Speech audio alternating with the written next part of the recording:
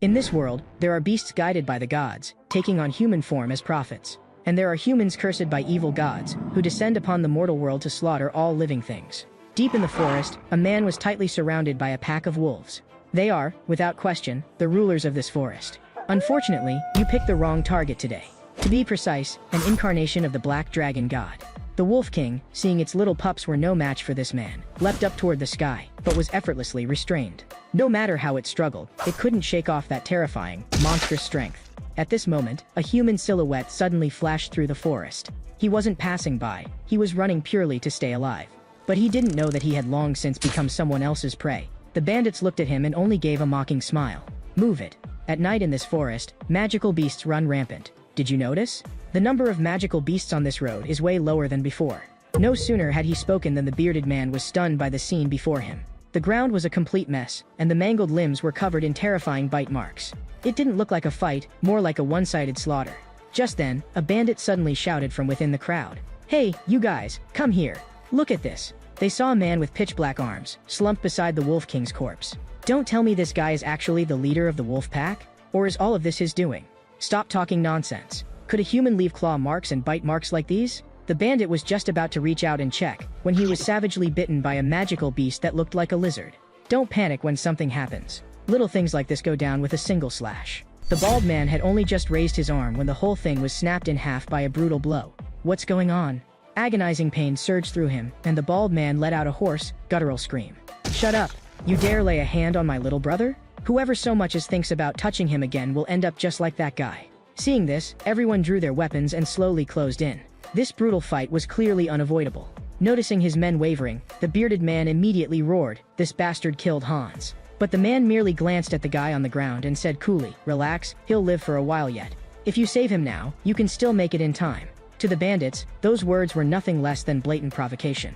Everyone, together. Seeing their murderous intent rise, the man drew another black axe from his waist. As his anger mounted, black scales spread from his shoulders, gradually covering his entire body. The little brother at his side also shifted into a battle stance. At a single order from the bandit leader, the whole group swarmed forward. The man was in no hurry. He bent his knees slightly, and unleashed a rapid flurry of slashes. Wherever he passed, only severed limbs and wails of agony remained. His monstrous speed and strength forced the bandits to retreat again and again. The archer to the side was shaken, yet still seized the chance to launch a sneak attack from behind. Fire! The man's heart sank. By the time he turned around, it was too late to dodge. He grabbed his little brother and shielded him beneath his body, letting the arrows thud densely into his own back. The bearded man thought victory was assured and had just begun to gloat when the squad captain beside him sensed something ominous. His face suddenly changed. Black and crimson flames burst forth from the man's back. The arrows turned to ash in an instant. The black scales gathered over his entire body like living things, and the flames in midair twisted into the phantom forms of various magical beasts. Demonic energy surged violently, like a breached dam. A gigantic black dragon's head slowly emerged in everyone's field of vision. A sky-shaking roar echoed through the entire forest, and only then did the bandits realize this was no nightmare. In all my life, this is the first time I've seen something like this. His legs went weak, and his whole body trembled uncontrollably. The black scales almost swallowed the man's entire form. He wrestled desperately with his own feral instincts within his heart, and finally, with great effort, clawed back his consciousness. The beastly flames also vanished completely at that moment. Damn, my mind's starting to go fuzzy again. You need to run. The little brother stared in panic as the man collapsed. Meanwhile, the shadow perched in the treetops let out a chilling, piercing cackle. Fortunately, although the bandits had suffered heavy losses, they didn't execute the man on the spot. Instead, they dragged him back to their mountain stronghold. When the bandit chief recognized the true identity of the magical beast before him, his face utterly changed. This is the legendary Black Monarch, the Beast King that rules this entire forest. Don't tell me he really did all of this on his own. The little brother was bound in place by several wooden stakes, his face full of defiance. When the man woke, the first thing he did was warn everyone. You'd better deal with the Wolf King immediately, right now. If you don't, your deaths will be very ugly. The squad captain was just about to explode in curses when the chief stopped him with a grab. Young man, what's your name? Ananta. Cut the crap and do as I say. Otherwise, not a single one of you will walk out of here alive. Seeing the chief start to waver, the squad captain hurried to egg him on. Boss, you mustn't trust him.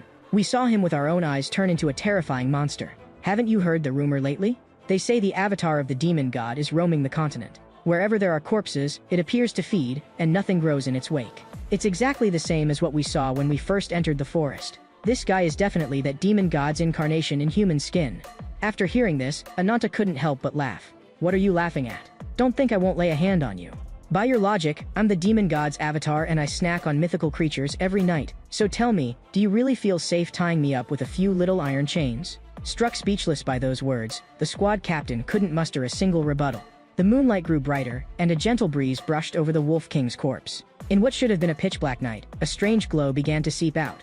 A few drops of fresh blood fell, drawing the chief's attention. With a very bad feeling, he lifted his head to look. The Wolf King, whose chest had been split open, actually began to stand up slowly. The squad captain clamped in its jaws. I already told you to deal with it as quickly as possible. Now it's no longer the Wolf King, but a puppet of the demon god, more terrifying than it ever was alive. Out in the wilds, the wolf corpses scattered everywhere were surging toward the stronghold like a tide. Behind them, a mysterious black shadow walked forward at an unhurried pace, radiating an overwhelming aura of the dead. Wherever it passed, flowers and grass withered instantly. It merely lifted its hand slightly and pointed toward the stronghold. The wolf corpses cast aside all sense of pain, forming layer upon layer of ladders made of bodies, hurling themselves over the walls. The assault, like popcorn hitting hot oil, caused the gate to crumble to dust in an instant. In the chaos, someone accidentally knocked over the campfire. The raging flames instantly swallowed the first wave of the wolf pack, yet the undead wolf corpses that poured in afterward came on in wave after relentless wave. Outside the stockade, the god of death let out a triumphant howl. Suddenly, a dark object flew out from within the stronghold. It was actually the Wolf King's severed head. Death turned its gaze toward the interior of the stronghold. A pitch-black figure could be seen slowly walking through the flames, tearing open the wall, muttering under his breath, "So hungry." The aura around him condensed into the ferocious outline of a black dragon. His killing intent like something crawling out of an Azura hell, more like the suffocating terror of prey being locked onto by a hunter. "And right now, I'm going to eat you." Facing that deer-shaped, death god-like creature, he spoke coldly. "I have one flaw, I'm bad at everything, except killing you." Sensing his near-tangible killing intent, Death responded with an ear-splitting roar. Hooves thundered, and countless raging beast corpses charged into view. They were fearless warriors who felt no pain. However, it didn't help them one bit. Ananta lightly coiled strength into a single leg, and with just one strike, those beasts didn't even see how they'd been sent flying. Under this unstoppable onslaught, the beast horde lasted only 1 second.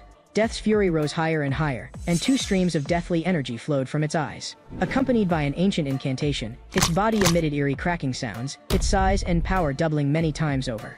2 waves of roaring crashed together in deafening echoes, and ferocious slashes crisscrossed through the air in streaks of blood-red light.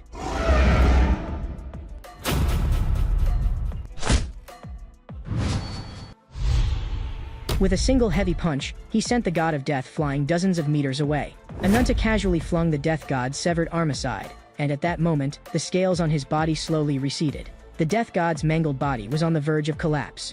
Ananta walked over slowly, only to be shocked to discover that inside that death god shell, there was actually a white-haired girl.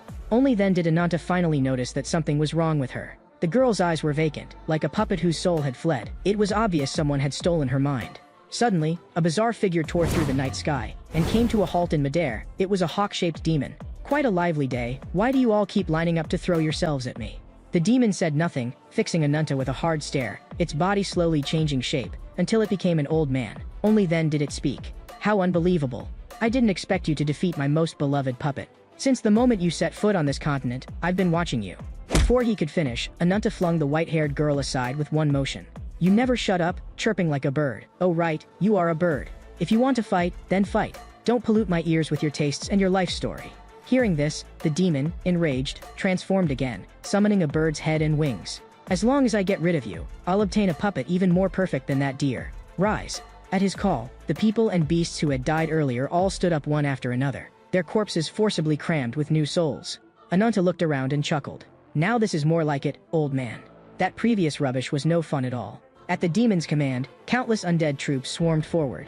In an instant, Ananta was surrounded so tightly not even water could leak through. "Brat, let's see how arrogant you can be now.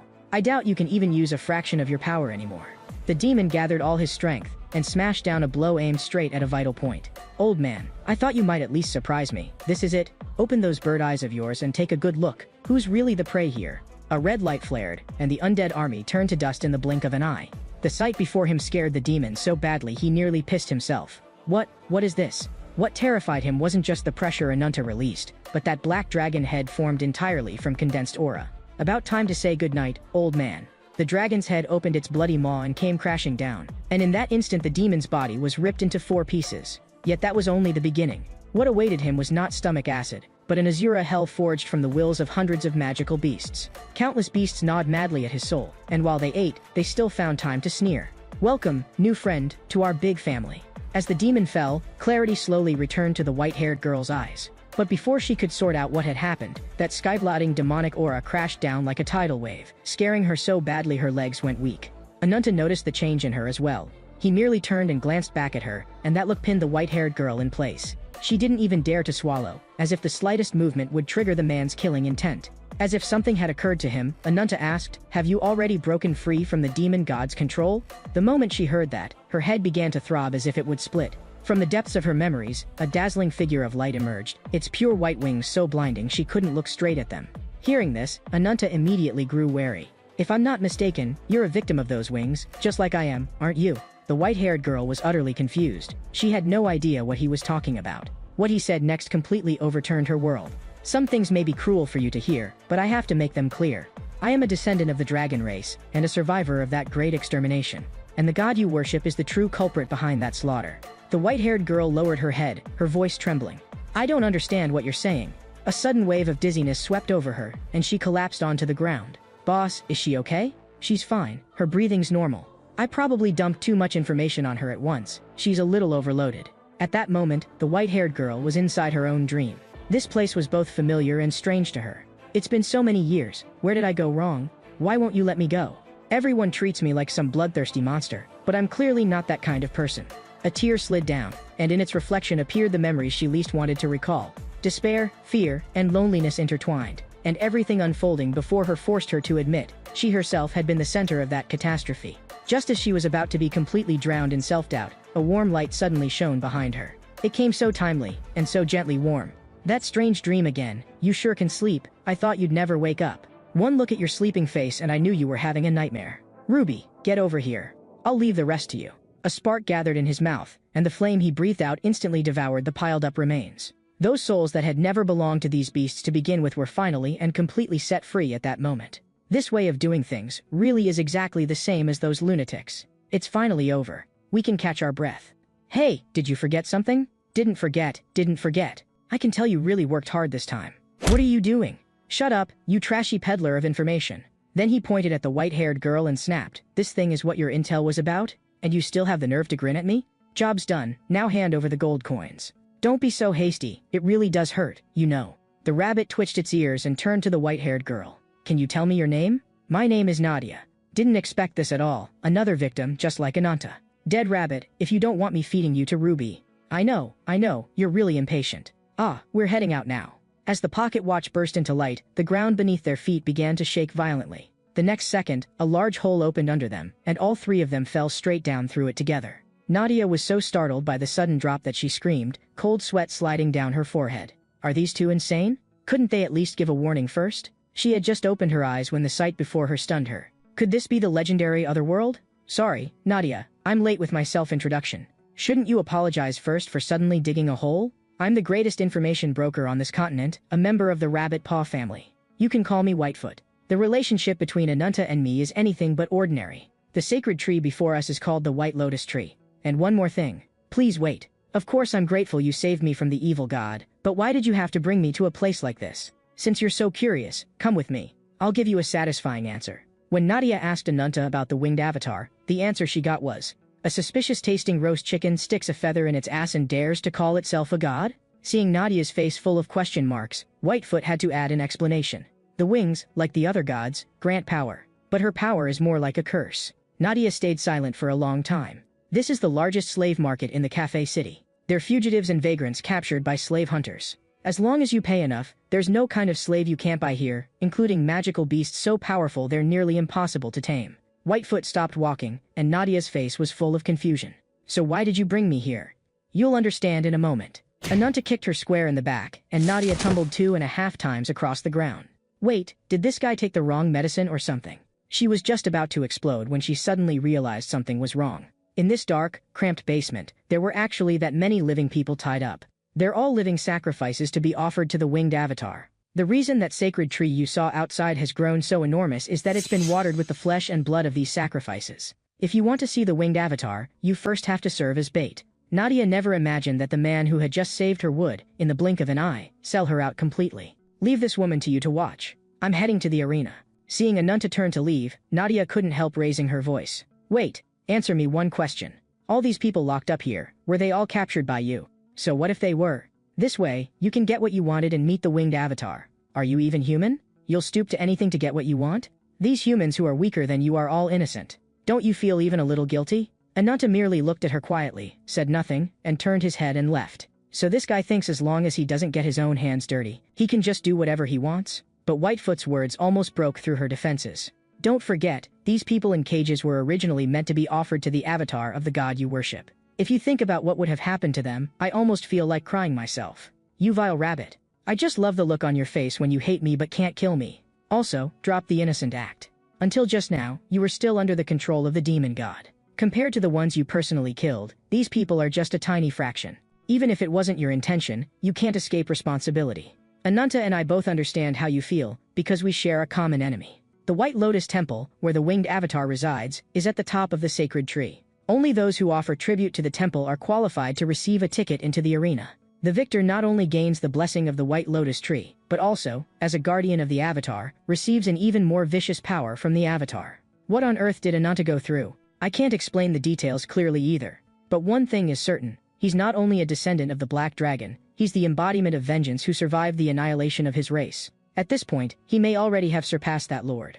On the other side of the arena, Ananta was preparing for battle. How did the things I asked you to do turn out? Whitefoot wore a look of wanting credit. Everything's going exactly according to your plan. Anant is soft-hearted in the end. He chose the hardest path. If from the start he decided to massacre civilians indiscriminately to draw the enemy's attention, it would have been easy. But if he did that, he'd cross the line between human and beast, and he'd never again be able to call himself human. You dare stare at me with that poor worm look, itching for a beating, are you? I wouldn't dare, how would I dare? Perfect. I still haven't fully digested that old bird. I'll take this as some post-meal exercise. You just stay and watch. I'm leaving Ruby to you. If I find even one hair missing from him, then roast rabbits on the menu tonight. You say that, but boss, does Ruby even have hair? Shut up. It's time to teach this flock of newbies what real power is. Right then in the arena, the fourth squad was already lined up and ready. The fate of the previous teams was that they couldn't even last a minute. To be honest, I kind of want to go home now. Same. Can a handful of people really deal with a high-ranked monster like this? Form up a defensive line and don't let it find an opening. The power in that thing's front claws is insane. Hey, you're in the way. Why make such a fuss over something you can handle with your bare hands? What an arrogant human. A mere mortal dares to act so presumptuous before this king. You will pay for your foolishness today. In your next life, remember not to be so arrogant again. This one really doesn't know the meaning of restraint. That speed, that strength. It's over, little wildcat. With Ananta's roar, the arena erupted into near-hysterical cheers. Wash your neck and wait for me. Soon I'll come up there, pluck out every last one of your feathers, slice you up, and eat you raw. Ananta's reason for entering the arena, aside from obtaining the branch that would let him meet the avatar, included another point. The barrier outside the White Lotus tree was terrifyingly strong. A frontal assault was completely unrealistic. To carry out the assassination, they needed a perfect piece of bait to throw the enemy's inner circle into chaos. And Nadia was the most suitable candidate in this entire revenge plan. The great doors of the White Lotus Temple slowly opened, and the crowd was herded into this place of despair where they were to be offered up alive. The moment Nadia stepped inside, she was overwhelmed by the grandeur of the scene. This White Lotus Temple built on the sacred tree, it's actually such a magnificent palace. A sudden pressure swept over her, making her whole body tense up. This guy, could he be? Mortals, do not be afraid. Welcome to the goddess's temple. You who have lost your way in the abyss, raise your heads. My god, is this a deity? I am the master of this White Lotus tree, and the avatar of the goddess's enlightenment in the mortal world. The loving goddess granted me the power to rival all darkness. My name, Balzac. To be chosen as sacrifices is your honor as mortals. Your bodies shall gain eternity together with the sacred tree. However, a sudden cry from within the temple cut off his sermon. Lord Balzac, please spare my little sister. She's still too young. Balzac walked forward with a smile and said gently, "Kind soul, express your reverence for the goddess with a devout heart. Thank you." Hope in everyone's hearts was mercilessly extinguished. Nadia's anger burned inside her as she finally saw the truth clearly. I'm going to kill you with my own hands. What touching sisterly love. Your little sister was already freed from fear and could have gone on her way in peace. You ought to be thanking me. The Avatar's guardians beside him sensed something was off. There's something wrong with this woman. Deathly energy slowly seeped out from within Nadia, and the guardians were stunned by that overwhelming force. This black aura is wrong. I can't move my body. You're no savior at all. Stop pretending to be merciful and benevolent. Interesting. So there's another avatar hiding among the sacrifices. The leaking deathly aura slowly took on physical form. The screams of the crowd drew Nadia's attention. Monster. It's a monster. Help. Those terrified eyes once again awakened the demon in her heart. Am I going back to that again? But a voice, at that crucial moment, yanked her back from the abyss. Don't resist it. Go and reclaim who you really are. I don't know who you are, but thank you anyway. A dormant power was awakened. A vast force of the forest burst up through the ground, and in the blink of an eye, everyone was wrapped up in thick tree trunks. Don't be afraid, everyone. I'll get every last one of you out of here. Suddenly, a heavy blow struck Nadia square in the face. A mere little deer dares to act so arrogant before me? Even if you possess two different powers, your avatar is nothing but a nobody from some distant land. Looks like you've been stuck in this godforsaken backwater too long. I have a name, Nadia, the forest avatar of Mother Nature. Ignorant little deer, you still don't understand what is truly called divine power. As the branches grew madly, a gigantic war hammer took shape and came crashing straight down toward Balzac. That's it? The power of a god exists to make you kneel, not to let you defy. With just a single finger, he effortlessly shattered the war hammer that had gathered all of Nadia's strength. The violent explosion drew everyone's attention and made Ananta realize that things over there were escalating far faster than he'd expected. What unfolded before her eyes also made Nadia instantly understand. This guy was on a completely different level from her as an avatar. Suspended in midair was a gigantic golden birdcage. With a snap of his fingers, the cage slammed heavily into the ground. Nadia stared intently, and within the smoke she saw an even larger dark silhouette slowly emerge. That bird is dangerous, run. Nadia's pupils shrank sharply. When did these two-bone spikes stab into me? I never even saw him move. Your courage does impress me a little, but what a pity. Someone of your size isn't even enough to get stuck between my undead bone bird's teeth. On the other side, Ananta had just finished off the last magical beast in the arena. With the deathmatch concluded, the Guardians brought out the victor's prize. Duke Bernhard showed a meaningful smile, for the item in that chest was the key that would grant access to the top of the White Lotus tree. Meanwhile, inside the temple, Nadia had already been pierced by the bone spikes and was gravely wounded. Behind her stood the civilian she had sworn to protect. And before her loomed an undead bone bird whose true power was unfathomable. The situation was utterly stacked against her. Take a good look at the people behind you. It's because a monster like you appeared that they're so terrified. Am I really a monster? That suggestion really isn't bad. Given the current situation, Nadia only has one choice left, to become the deer-shaped god of death and beat that bloodthirsty demon senseless. Seeing this, Balzac's interest was piqued as well. I admit, your persistence does move me. So, if I use that move as well, how exactly will you respond? Nadia snapped her head around, her heart sinking. The ground beneath her shook violently, and in a single instant everyone inside the protective barrier was impaled by countless branches. At the same time, masses of branches erupted madly from beneath the bone bird's feet, racing to stab into its body. This is the great art bestowed upon me by the winged goddess. To witness her authority is an honor beyond measure for you. The branches of the White Lotus tree glowed with an eerie red light, which slowly flowed into the undead bone bird. Those red lights were in fact the souls of the people hanging from those branches. The ecstasy of power made Balzac's whole body tremble. With a mere flick of his hand, all the trunks Nadia had summoned withered and crumbled. The Guardians, drawn by that power, began to mutate, and in that moment, the immortal puppet corpses were truly born. The roar of the undead bone bird nearly drowned out Nadia. Under its oppressive might, she couldn't move at all. Damn, I can't muster any strength. Balzac raised his palm slightly, and thick branches instantly bound Nadia tight. Don't forget whose domain this is. Your avatar, in my eyes, is nothing more than an appetizer. Arrogant little deer, I'll give you a chance to live. Answer me, what is 1000 minus 7? If you're going to kill me, then kill me. I don't want to see that disgusting face of yours again. Just as Balzac was about to raise his hand and finish her, a great door suddenly burst open. A streak of red light shot across like a meteor, a dark figure hurtling straight at Balzac.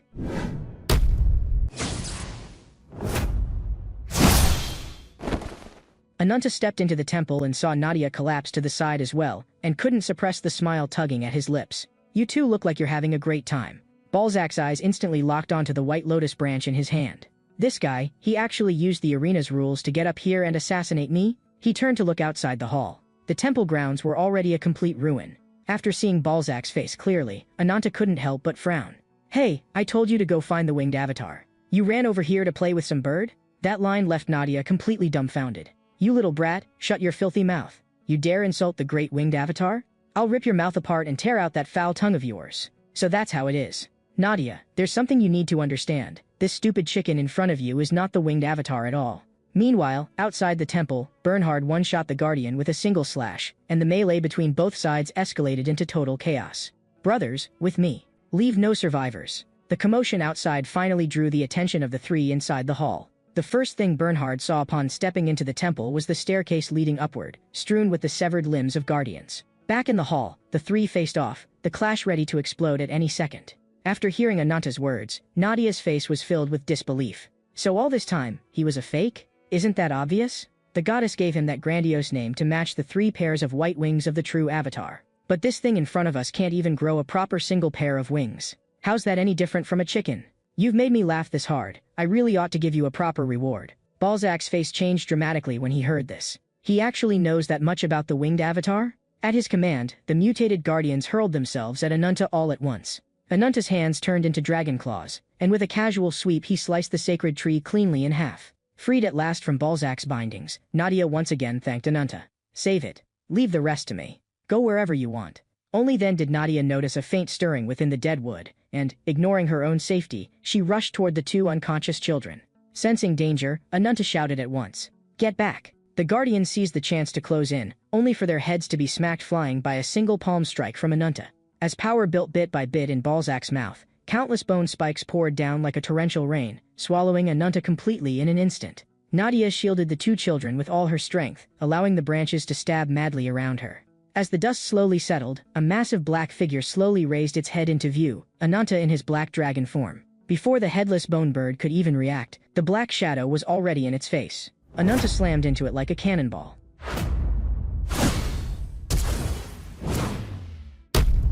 The huge body, now missing its bird head, crashed heavily to the ground. In the next instant, Ananta's heart clenched. He sensed the danger, but it was already too late to dodge. "I admit, you are indeed very strong. Strong enough to witness the full extent of the power the goddess has granted me." No sooner had Balzac spoken than a strange halo lit up behind him.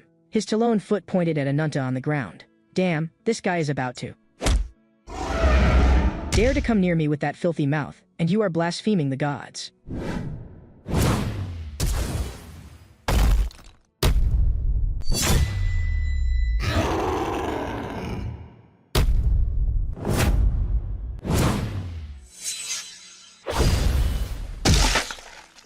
The heavy blow of those talons not only tore both of Ananta's arms apart, but the spilling shockwave also shattered the ground into cracks. Ananta let out a roar, and black miasma gushed from his wounds like a spring. Within the dark fog, an even thicker dragon claw slowly took shape. Balzac was stunned by the sight. Just what is this guy?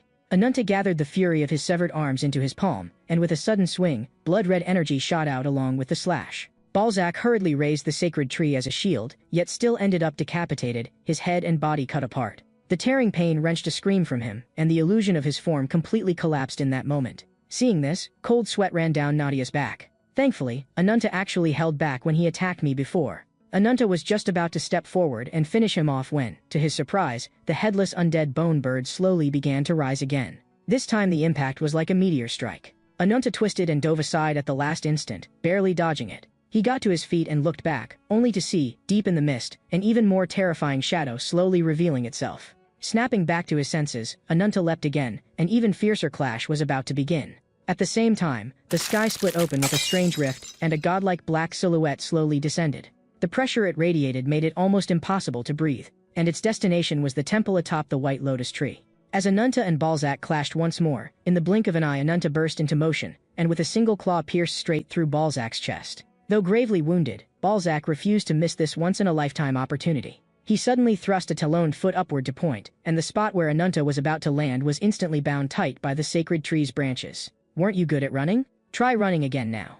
The undead bone bird's ribcage snapped open, and countless bone spikes fired wildly like a sudden storm. In an instant, the entire temple was drowned in the sounds of explosions. Nadia, frantic with worry, could only scream Ananta's name over and over. A black shadow flashed past, circling around behind Balzac. By the time he realized it, it was already too late. A storm-like barrage of blows came crashing down. His bone claws lashed out in a panic, only to be easily dodged. The damage from that combo wasn't exactly fatal, but the humiliation was immense. Balzac was so furious he started cursing outright. No sooner had Ananta landed than Balzac was stunned by the sight of those feet in front of him. What's with those legs? Don't tell me he can freely change into other creatures as well. Nadia, however, saw it all clearly. Just before the bone spikes hit, Ananta had used his own dragon claws to sever both his feet, forcibly avoiding a mortal wound. And in that brief instant he was airborne, he had already finished regenerating them. Ananta's terrifying adaptability and regenerative power sent Balzac into deep thought. To truly bring him down, I have to restrain him first and kill him in a single blow.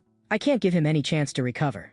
As his skill activated, the whole temple shook violently. What trick is this guy trying now? The ground under Ananta's feet suddenly heaved upward, and countless sacred branches surged toward him in bundles, thicker and far more powerful than before. Dodging between them, Ananta glanced at Balzac.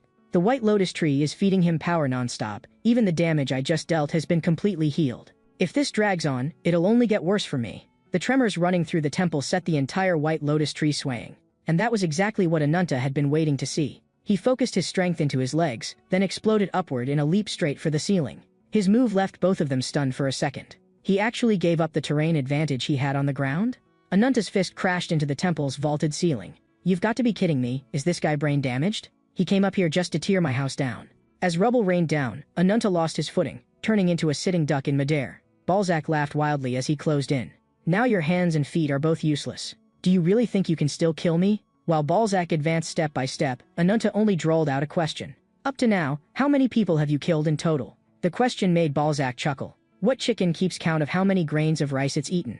That answer pleased Ananta. So you really don't know how heavy a single life is. As he spoke, a pair of black wings tore open behind Ananta's back. A deluge of deathly energy erupted at once, surging straight up to the heavens. With the activation of the Soul of the Dead skill, Ananta's third-stage dragon form stepped into the realm of a bone dragon. And that was thanks to that death-seeking demon. Before long, an eerie unrest stirred from the ceiling above. Balzac slowly raised his head, scalp prickling. The people he'd hung from the sacred tree earlier were all back on their feet. And the moment they left the tree, Balzac lost his access to their souls. Countless undead turned and began to tear into him in a frenzy. The sight made Nadia's legs go weak with fear. To be honest, I'm curious too. Does this chicken actually taste any good? In just a short while, Balzac was swallowed up completely by the mountain of sins he'd piled up himself. He spent the last of his strength just to crawl out from under the heap of corpses. Drained in at the end of his rope, Balzac launched one final charge at Nadia. Even if I die here today, I'll drag at least one of you down with me. Yet against his expectations, a crisp detonation rang out from the sky, and a beam of golden light shot straight down, slamming into Balzac head-on. The bursting radiance was so bright it was almost impossible to keep one's eyes open. When the smoke cleared, Balzac's head was pinned to the ground like a soccer ball under someone's foot. Just meeting that person's gaze sent cold sweat running down Nadia's temples. Then the moment that stranger suddenly dropped to one knee made a chill run all the way up her spine. I have come to receive you, my lord. Was your journey pleasant? At that moment, the little boy behind Nadia slowly got to his feet. A sense of extreme danger flashed through her mind. The boy's hair grew wildly, flowing into a head of sleek long hair. His small body rapidly expanded. In the blink of an eye, the figure before them was none other than the rumored final boss, the true winged avatar of the goddess herself. The moment Guillaume stood up, Nadia only met his gaze for a second, and a strange pain swept through her whole body from within. It was as if the power in her body was being forcibly brought into resonance by his existence. Nadia looked doubtfully at his back. This man, just who is he? The dying Balzac slowly raised his head, and the instant he saw who had arrived, his eyes almost popped out in terror. Could you be Guillaume? How could you appear here? Seems your memory's not bad. At least you still remember who I am. How could I possibly forget? I ended up like this today all thanks to you, my cold and ruthless former master. As soon as he finished speaking, Guillaume simply gestured upward with his hand. The guardian immediately tore Balzac's broken body free and dragged him to stand before the winged avatar. Among the first lives we created, only those with value were allowed to stand in the sky. Tell me, do you deserve it? I was once your most loyal servant. I admired you and feared you. Just because I wanted to learn to fly like you, you tore off my wings with your own hands, and even went so far as to slaughter tens of thousands. I turned myself into this just so I could grow wings again. Before he could finish, Guillaume raised his hand and lightly pressed his palm to Balzac's chest. The answer he gave was only 6 words. You are completely worthless. The next second, a blinding light swallowed Balzac. When the light faded, his body had turned entirely to ash, leaving only a single twig that rolled out from the cinders. Nothing more than a composite of the sacred tree's power. Still far beneath the tree from the other world. Compared to that weakling, what Guillaume clearly cared about more was that woman named Nadia. In the ruins not far away, a beast slowly opened its eyes. Ananta could never forget that man's voice for as long as he lived. It came from a path sealed away for many years. Yuyo's dream was to find the horizon that led to the divine realm on this continent. For that, he was willing to become the enemy of the whole world. And the small tribe that had once sheltered Ananta, along with that sister who had been endlessly gentle to him, on the day Gyo left, all turned into ash and charcoal. The scene cuts back to the present. Gyo walked up to the woman who was connected to him in some way. Rage instantly shattered the shackles of pain on Ananta's body. It's been 20 years. I've been looking for you, for a full 20 years. Grief and hatred converged in that moment into a blade of vengeance. Ananta swung both arms fiercely, and razor-sharp blades of blood shot straight toward Gyo. Yet this strike was casually blocked by the Guardian's raised hand. Gyo only showed a meaningful smile. The suddenly raging Ananta let out a deafening roar. Some random small fry thinks he can block my path? He rushed at the Guardian at high speed, but the Guardian floored him with a single punch. His head blasted apart in an instant. Yet in just a heartbeat, the headless Ananta actually stood up again. The Guardian asked with interest, "May I ask your excellency's name?" Ananta's only response was an enraged howl. "Since we can't talk, then less nonsense. This punch contains all of my strength. Can you withstand it?" The scene shifts, and Gyo and Nadia lock eyes. Just as Gyo was about to move to finish Nadia, a battle axe howled through the air. It cleaved toward his cheek, only to cut nothing but empty space. What level is this guy's speed? Long time no see, Bernhard. After all this time, you still haven't learned to give up. Even that pitch-black guy hasn't decided to give up. So what right does a small fry like me have to give up, right? The Guardian then noticed something strange about Ananta, and kicked out to open some distance. Ananta's form began to spiral out of control. His size swelled with his mounting rage, and a pair of giant wings burst open from his back. A heaven-shaking dragon's roar left everyone present frozen in place. Gyo looked at the black dragon before him and chuckled. "Looks like my luck is pretty good today. So many old friends came specially to welcome me." Elsewhere, in the distance, Whitefoot was reporting the situation inside the temple to someone. Meanwhile, the unhinged Ananta was trapped in his own memories. He was forced to face both unbearable memories of the past and a black giant dragon tens of meters tall. This black giant dragon was the very source of Ananta's power. The stronger his desire, the more power he could draw from the black dragon. And the only price the black dragon demanded was the anger and vengeance accumulating bit by bit in his heart. At this moment, Ananta was completely lost. His size and strength multiplied, to the point that even the Guardian began to doubt. Is this guy still the same person from just now? Golden light flared all over the Guardian's body, while Ananta's dragon breath slowly gathered in his mouth. Their attacks blasted out at the same time, and where they collided, they set off a cataclysmic shockwave. The surging aftershock rolled outward, but was easily blocked by the wings Gyo spread. This kid's actually willing to burn himself out just to try and defeat me, and can still keep his heart from wavering. Bernhard seized the instant Gyo was distracted, and, bearing the resolve to avenge his fallen comrades, charged straight in. Right as he swung his axe, Gyo's figure flickered, appearing behind him in an instant. With a clang, the silver-scaled breastplate and the battle axe hit the ground together. "Go keep your good brothers company." Bernhard rose once more like a war god descended. "You may defeat my body, but you will never beat me." After finishing off Bernhard, Gyo again walked up to Nadia. "I can see you're terrified. You're no different from the way you were before." Nadia weakly lifted her head and looked at Gyo. Those memories that had once been missing finally resurfaced in full at that moment. In her loneliest, most helpless time, the one who reached out a hand to her was this very man before her. Gyo pressed his hand to his own chest. "The branch inside me is trembling. That means you too are someone chosen by that great tree." He brushed past her, as if ready to leave. Nadia, unable to hold back, immediately voiced her questions about the branch. Branches are the source of power that the gods bestowed upon mortal creatures. Not only can they allow you to take human form, they will also grant you talents and skills beyond the ordinary. No sooner had he spoken than Gyo quietly pressed that twig into the corpse shell of the undead bone bird. In an instant, lightning burst from between the bones, countless arcs shooting straight into the sky. When the lightning dispersed, a blond boy appeared out of thin air. This childlike figure was the true form of the bone bird that had been imprisoned for many years, and Gyo's brother of the same origin, Ziz. On the other side, the battle between the Guardian and Ananta was still raging.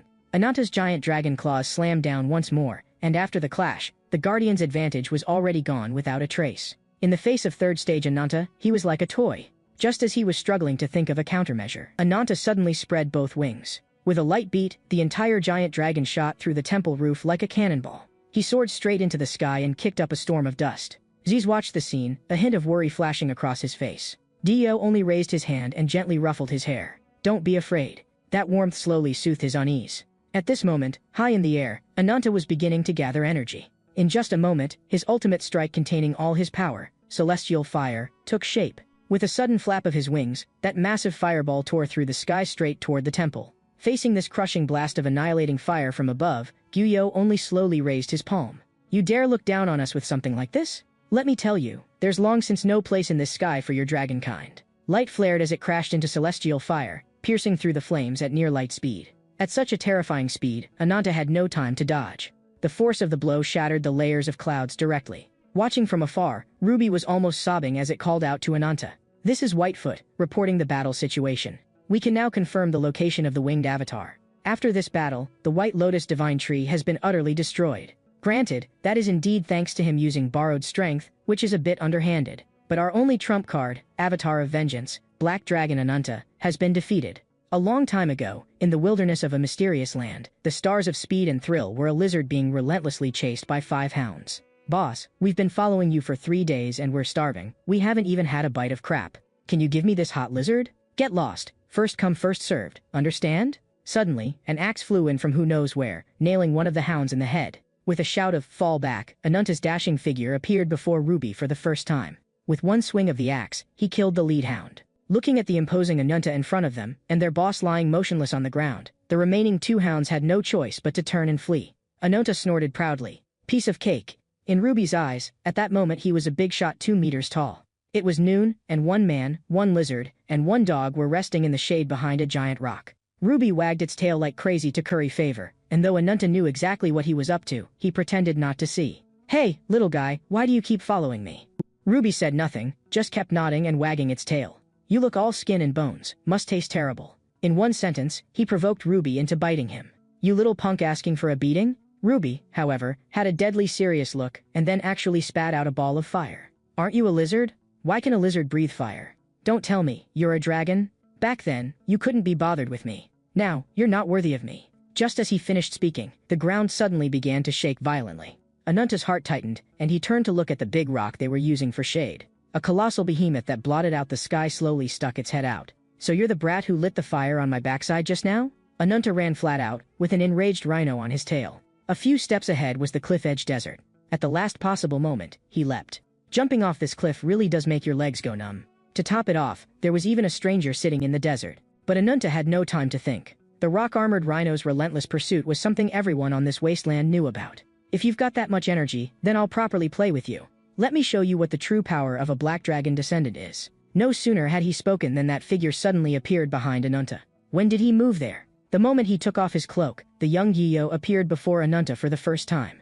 Though the rock-armored rhino was the lord of the desert, the second it smelled danger. One look from Gyo scared it into turning tail and bolting. Ananta didn't know what had happened, but one thing was clear, this man was strong. Gyo greeted him kindly. "Little one, are you all right?" It was this chance meeting that set the gears of fate turning between the two of them. And for Ananta, the direction those gears would turn led to an abyss deep enough to overturn his entire life. When Ananta returned to the tribe, he was met at once with everyone's concern and nagging. "You brat, you were gone so long you didn't even say a word to your sister." When someone asked who the stranger at Ananta's side was, he stammered, not sure how to introduce him.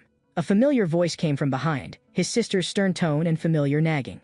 "You snuck off to the mysterious land again, didn't you? What if something happened? And what's with that lizard on your head? Let's not talk about that. Sis, let me introduce you. This is Mr. Duyo. He's the one who saved me." His sister's sudden violent coughing fit cut him off. Her palms were full of bright red blood. "Ashada, are you all right? Get back to your room. Your body's not well yet, don't run around." At that time, Ananta had no idea that the real tragedy was just about to begin. In the blink of an eye, everyone gathered in the chief's great tent. While serving lavish food, the chief solemnly thanked Gyo. "As repayment for saving a member of our tribe, you may enjoy the best hospitality and convenience our tribe can offer." This result pleased Gyo greatly, because this place was exactly what he'd been looking for. Ruby's natural intuition faintly sensed the danger on Gyo. That familiar look made it shrink back behind Ananta. In the end, the chief decided, "While you stay here, Ananta will act as your guide." Ananta didn't even have time to protest before he took a sharp smack as a warning. Afterward, full of curiosity, he asked Gyo about his purpose. Gyo didn't beat around the bush, openly stating that he was an adventurer specializing in geography and avatar studies. As he spoke, he drew out a yellowed piece of parchment from his robe. "These years, I've traveled the entire continent collecting all kinds of legends and tales. And in this dark red desert there's a legend about an avatar." The chief pressed him. "Which avatar is it that you seek, sir?" "His name is Ajidahaka, one of the 6 original avatars to receive divine power from the gods, and the strongest among the 6. Once, he was revered and worshipped by mortals, and people called him the avatar of the demon. The black dragon is his race and his mark of identity." Not long after, Ashiata drank down the tonic Gyo had sent over. At last a bit of long-lost color returned to her cheeks. After a short rest, Gyo said he needed to go out again to survey the terrain. Naturally, he wouldn't go without his guide. In her usual gentle tone, his sister called Ananta over, and, as always, she showed an angelic smile. "Be careful on the road. I'll be waiting for you to come back. Don't worry, sis. When I return, I'll bring you loads of good food." Before leaving, Ananta glanced back, and was surprised to find the adult's eyes on him were especially heavy. He vaguely sensed something, but didn't dare think further. The two of them trekked for about half an hour, and stopped to rest by a river. Ananta asked Gyo about the progress of his recent investigations. "If you can't find the result you want, will you go somewhere else to keep searching?" Gyo spoke slowly. "What we know so far is only the fragmented history of the Black Dragon descendants. It's said that long ago, your ancestors were attacked by invaders, and those invaders were repelled by a black dragon holding the demon god's power. Your tribe was able to take root in this desert thanks to reverence for that demon god they feared. Yet when it comes to the black dragon, the villagers avoid the topic like a taboo." He suddenly noticed the wounds on Ananta. "Did you sneak out to hunt again?" Ananta only asked him to help keep it secret. It turned out his parents had died when he was very young, killed by some strange illness. The burden of raising him fell entirely on his sister alone. "But now sis is sick too. I have to grow up and take care of her." The mood heavy, Ananta changed the subject. "Why are you so obsessed with finding avatars?" "Because the avatars hold secret treasures granted by the gods. Each treasure represents the source of power for one deity. The divine power of the 6 great avatars is far beyond common sense. If someone could gather all the treasures, that person would surely stand at the very peak of this continent. So the thing in that ancient ruin was..." With that unintentional remark, Gyo's expression changed on the spot. "Well now, kid, you really do know something. Hurry and tell me." Realizing he'd slipped up, Ananta had no choice but to speak honestly. "When I was not yet 5, my sister told me, after chasing off the invaders, the black dragon didn't stop, but turned the entire wilderness into ash. Then, it entrusted a piece of dragon scale to our ancestors. The black dragon, having separated itself from its power, fell into slumber. Later, the ancestors built a temple in the Dragon Gorge and ordered the village's finest warriors to guard it day and night. The thing they guarded was that black dragon scale. I know what you want to ask, but that's a holy relic our tribe has guarded for generations. Since the chief has allowed you to live among us, you can stay as long as you like. But I absolutely cannot take you into that sanctuary." After a moment of silence, Gyo spoke. "In that case, let me take you to see something else first." Half a day later, the two reached an expanse of crimson land. Ruby was so exhausted it lay flat on the ground, and Ananta had to pick it up. "Why did you bring us here? What are you trying to do?" "As you can see, this desert is the battlefield the black dragon left behind back then. For hundreds of years, not a single blade of grass has grown here. Don't you find that strange? If the black dragon had only ordinary fire, how could life fail to return to this land after centuries?" "I don't understand what you mean. You've never suspected that all of this is the black dragon's curse?" "What did you say?" "Impossible. The black dragon is the demon god's servant governing life, death, and curses. All of his powers come from the secret treasure the demon god gave him. Why would an avatar serving an evil god hand over a divine treasure to you to guard? He was merely using you, letting the demon god's curse spread over this land without end. Your parents suffered the same, and so has your sister who's critically ill and barely hanging on. The fate you're facing today is all thanks to the black dragon.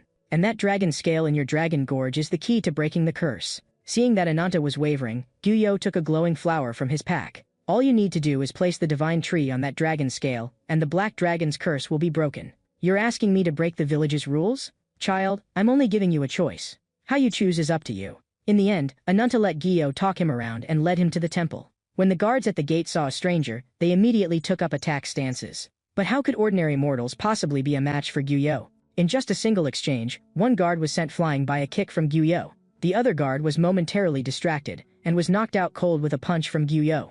After dealing with the second guard, Gyo turned and motioned for Ananta to come out. Ananta was still reeling from what he'd just witnessed, having not even seen how Gyo had moved. In an instant, all resistance was ended. "Leave the rest to me. Stay behind me and protect that flower in your hands." And so the two slowly pushed deeper into the Black Dragon Temple in Dragon Gorge. The remaining guards had no time to react before Gyo felled them one by one with uncanny speed. And Ananta had no idea what kind of future he was walking into. Inside the dim secret chamber, a coffin instantly drew both their gazes. The flower in Ananta's hand seemed to be summoned, shining more and more brightly. "Mr. Gyo, what on earth is going on?" Gyo didn't answer him. Instead, his head lowered and his body trembled slightly. Then he burst into near-maniacal laughter. "Don't be scared, Ananta. It's all right." He lifted the stone lid of the coffin, and a beam of golden light shot up, illuminating the entire chamber. The treasure inside the coffin left Ananta utterly speechless. This is the secret treasure the black dragon left to your ancestors back then. A jet black dragon scale was especially striking in the golden light. It was also the black dragon's fatal weakness. Facing the holy relic his people had guarded for centuries, Ananta now felt nothing but panic and fear. Mr. Guyo, if I do what you say, can my sister really be saved? Guyo stared at him quietly, then slowly rested his hand on Ananta's shoulder. How can there be such a foolish human in this world as you? Those words stabbed straight into Ananta's heart like a blade. He looked up to see Guyo's twisted smile and a horrifying face he'd never seen before.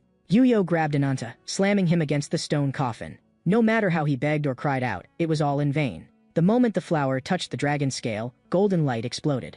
The terror in Ananta's eyes froze at once, turning into complete despair. At the same time, Ashada jolted awake from sleep, only to find Ananta's bed completely empty. She lifted the tent flap, and what met her eyes was a scene enough to freeze her heart. The ground underfoot began to shake violently. The tremors spread deep into a nearby cave. The sleeping Dahaka snapped his eyes open. In an instant, he knew something had happened to the treasure. The furious Dahaka spread his wings like thunder. Who dares lay a hand on my treasure? As soon as he spoke, he smashed through the rock wall and flew out. The woken villagers still had no idea what was happening, until someone, voice shaking, pointed at the sky. Look over there. High above, a massive dark shape swept past, flying straight toward Dragon Gorge. After centuries of slumber, the black dragon's eyes burned with icy rage. By now the black dragon temple was already in ruins. Ruby shouted Ananta's name in despair, but no matter how it called, Ananta did not respond. His arms had already been reduced to ash in the burst of golden light. Ruby's persistent cries finally brought Ananta barely back to consciousness. He lifted his head and looked to the top of that pillar of light. Guyo was standing there. His eyes were full of greed for the treasure. I've finally found it. The instant he touched the treasure, the divine tree flower bloomed with an even more dazzling light. Guyo's gaze held not a trace of confusion. He simply let the massive pillar of light completely engulf him. No harm came to him, which meant the treasure had already accepted him. Without the slightest hesitation, he plunged the divine tree flower into his own body. The flower of the divine tree began to merge into his flesh and blood, tracing out a new network within him. When the light and smoke cleared, Guyo's transformation was complete. Just as he was about to step away, Dahaka descended from the sky and blocked his path. Foolish mortal. Do you know what price must be paid for touching my dragon scale? Price? For me, right now this is the best possible outcome. Even as he spoke, several gusts of wind coiled around Guyo. Wings that split the air unfurled, blazing with dazzling light against the night sky. Pleased to meet you, Dahaka. My name is Guyo. I am the winged avatar the goddess has enlightened in the mortal realm, and I'm also the one who will bury you here today. The storm raised by Guyo's transformation whipped up a sky of yellow sand. Ananta slowly lifted his head to see a sight unlike anything he had ever seen in his life. The tension between the two avatars was already at a breaking point. What puzzled Dahaka was, why did this man's body contain so many divine treasures at once? An ordinary avatar couldn't possibly withstand that kind of power. The enraged Dahaka demanded on the spot, what did you do to the original owners of those treasures? Dio threw his head back in laughter. If I didn't kill them all, then where would these treasures come from? 5 orbs of light gathered around him. With a sudden beat of his wings, all the orbs slammed straight into Dahaka. When the smoke cleared, the black dragon's form reappeared. Guyo instantly saw, without the blessing of his divine treasure, Dahaka was no longer the former wing of the demon god. You're nothing but a ghostly remnant of the age of the gods. I'll drag you down for good. Those words instantly ignited Dahaka's fury. A torrent of dragon fire spewed forth. Guyo's figure flickered and he dodged with ease. Dahaka soared up, charging straight at him. Don't think that just because you borrowed a few treasures you're qualified to oppose me. He chanted ancient incantations as a magic array unfurled around him. Countless massive fireballs rained down like meteors toward Guyo. Seeing this, Guyo turned to face him. In that case, I'll let you witness for yourself the power the goddess granted me. May the light of knowledge shine upon the earth. In the next instant, Dahaka's fireball struck Guyo one after another, completely engulfing his form in a blinding radiance. When the light faded, the two stared at each other across the distance, both arriving at the same judgment. Dragging this out further was meaningless. They each had to unleash their strongest blow and settle it in a single strike. As they beat their wings, their ultimate powers clashed fiercely in midair. Dahaka's offensive was clearly at a disadvantage. The light broke through his skill, blasting straight toward his body. There was no way to dodge. Dahaka could only take the hit head-on. The night sky was lit up completely. Onlookers were stunned, awed by Guyo's might and filled with worry for Dahaka's fate. Ananta gritted his teeth and forced his body up, whispering Ashada's name over and over. Rage and guilt tangled in his heart, but at this point, what could he do? Just as he raised his head to the sky, a deafening crack exploded in his ears. The source was Dahaka's body, now full of fractures. The tide had turned. Guyo slowly shed his avatar form. Dahaka, you made a fatal mistake, your arrogance and ignorance. Stripped of the demon god's power, you dare block my path with this pitiful remnant of strength? Still, that's fine, this sky doesn't need 2 living kings. With that, Juyo turned into a streak of light and flew toward the higher heavens. Watching him leave, one can only say that Ananta was too young back then. Like many youths, it took being brutally deceived once for him to truly become a man. On the verge of death, Dahaka asked Ananta one last question. You led the winged avatar to the Black Dragon Temple, didn't you? Already drowning in guilt, Ananta could only repeat, I'm sorry, again and again. Never thought that I, an avatar of the demon, who has slaughtered all things for hundreds of years, would feel something this unpleasant at the end. Do you think a few sorries are enough to buy my forgiveness? You will spend the rest of your life in my anger and my curse. I want you to repay me with a lifetime of remorse. Black flames devoured his flesh in an instant. The remaining fire gathered into a black dragon's head, clawing at the night sky. For Ananta, this calamity was only the beginning. His true despair was just getting started. The newly formed Dahaka spirit shot straight into the heavens. Ananta had a terrible premonition. Exactly as he feared, its destination was the village. In no time, the black dragon was coiled above the village. Raging dragon fire swept through every corner. The terrified villagers had no time to flee before they were swallowed by the flames. Ashada was among them. Screams of agony tore through the sky. Crying out his sister's name, Ananta ran madly back toward the village. What awaited him was the black dragon's pure malice and curse. That force crashed down like a burst dam, drowning him completely. It poured into his body without end. His flesh was torn apart and reborn in agony, black flame inch by inch wrapped around his heart. Again and again he was ripped apart and reassembled, the pain spreading to every cell. His arms were rebuilt in the flames as enormous dragon claws. Foolish mortal. From now on, your anger and vengeance will become the source of my power, and I will curse you forever. The scene returns once more to the present. Ananta was imprisoned in the dungeon of the warrior city. Even though he had just been utterly crushed by Gyo, his desire for revenge had never gone out. Another scene shift, and Gyo looked at the falling Ananta and murmured lightly, I didn't expect this long journey to hold this kind of surprise. We should return to the temple. At his command, the guardian walked straight over. With a soft sound, he tore open space again, creating a portal. Just as Gyo was about to leave, Nadia called out loudly to stop him. People say you are an evil being who presumptuously calls yourself a god. And this child is without doubt a true avatar. Can you tell me, who was I before I met you? Am I the same as this child? Having heard her out, Gyo only gave a cryptic smile. It's all just karma. When karma is severed, so is fate. I look forward to the day we meet again. In the royal bath of the warrior clan's palace, a figure's back could be faintly seen. 2 attendants suddenly burst in. Your Majesty, Duke Bernhard has sent word from the southern outpost. The king rose at once. It's been a long time since I heard the words, good news. You two are lucky. If you'd come with more bad news, I'd already thought of a little punishment for you. According to the letter, accompanying him are an avatar and 2 humans. Is that avatar of a winged race? The blonde woman at his side answered at once. The avatar's exact identity is still unclear. It would be best if your Majesty saw for yourself. Interesting. I didn't expect Bernhard to bring me such a pleasant surprise. The south gate of the warrior city slowly opened. Nadia entered the city shoulder to shoulder with Bernhard. According to Bernhard, he, like Ananta, bore an irreconcilable hatred for the winged avatar. This time, inviting Nadia along was nominally to go to headquarters and receive her tournament prize, but in truth they had their eyes on Ananta's nearly unrestrained power. And after that battle ended, Whitefoot had inexplicably vanished. Nadia's true purpose this trip was to come to Warrior City in search of someone. The doors of the council chamber slowly opened, and inside the hall there was a solemn silence as everyone waited for the monarch to take her seat. Under her command were clouds of battle-hardened generals, each of them a real killer. Her Majesty arrives. At the guard's cry, 3 figures entered Nadia's sight together. She knew a little about the warrior clan and recognized the queen at a glance. The clan's legendary first Valkyrie queen, who harbored a visceral loathing for all winged avatars. Bernhard was just about to kneel when the queen cut him off coldly. Don't start spouting that useless ceremony as soon as we meet. I only want to hear one thing. What have you found in your investigation? At your command. As planned, we attacked several arena teams and disguised ourselves as contestants to infiltrate the tournament. Later we fought our way into the temple, and there we ran into an unforeseen variable. I encountered the winged avatar himself. At those words, the 2 female warriors changed color at once. If you dare stop halfway, swallow the rest and keep talking. I'm ashamed to say. I didn't even touch a hair on his head before he took me out in one blow. To have met that man and still made it back alive is already something. And judging by those injuries, you didn't get off lightly. These little wounds are nothing to the warriors of Warrior City.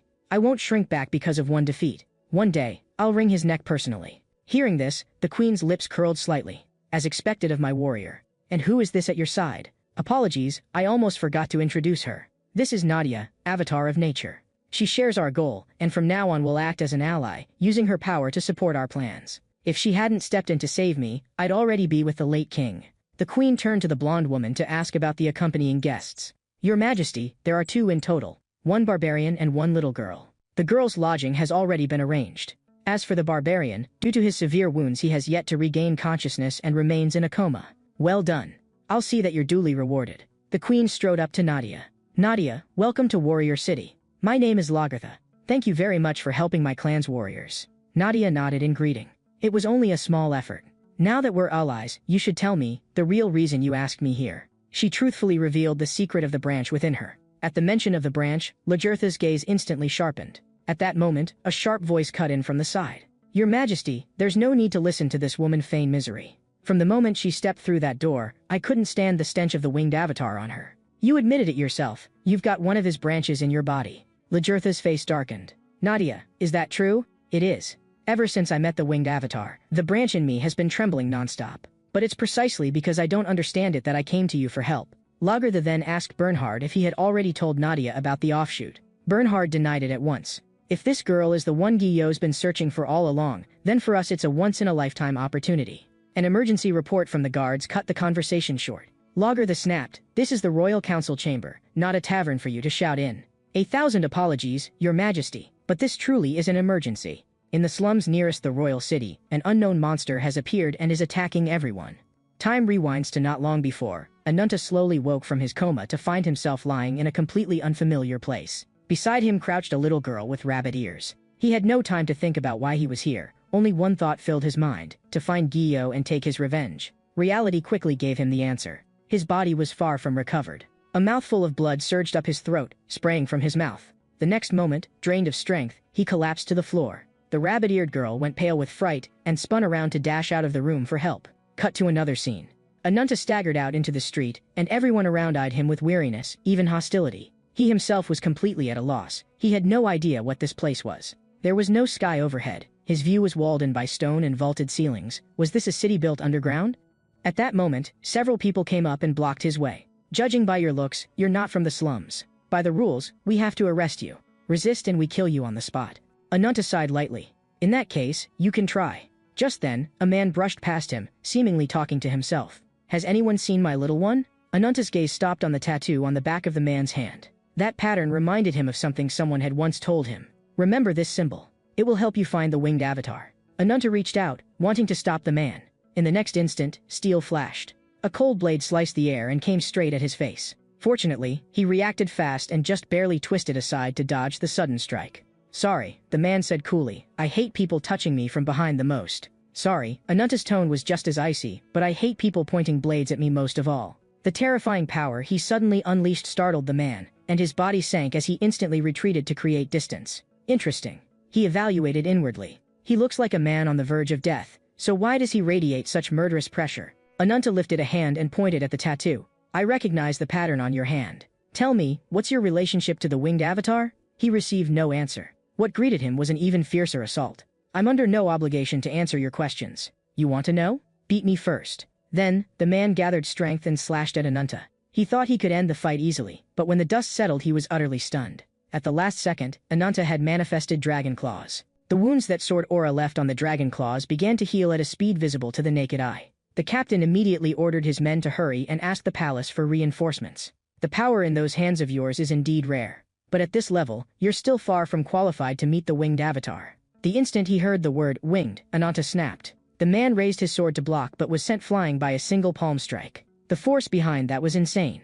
If I'd taken that claw head on, forget my sword, I'd have a hole through me too. What bothered him even more was, the other man had clearly been in terrible shape at the start, yet he could still erupt with such terrifying strength. Under the curse's influence, Ananta suddenly staggered forward. The man seized the god-sent opportunity, thrusting his sword straight through Ananta's chest. The black flames around Ananta only flared higher, fangs sprouting from his jaw. He snapped his head up, his eyes filled with pure killing intent.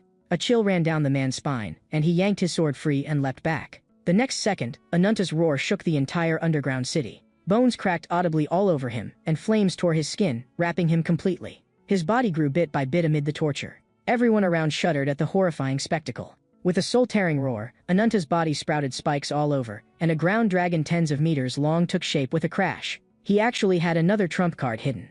The man had just drawn his sword to fight, but couldn't even track Ananta's charge. In a single blink, the giant claw was already upon him. At the same time, out of the corner of his eye he caught a familiar aura. This power, could it be? Before the claw fell, a figure sliced through the air. Lagertha vaulted up with sword in hand. Cause trouble on my turf? Do you want to be deep-fried or steamed? In short order, the guards had Ananta completely surrounded. Nadia arrived and shouted anxiously, Lagertha, stop.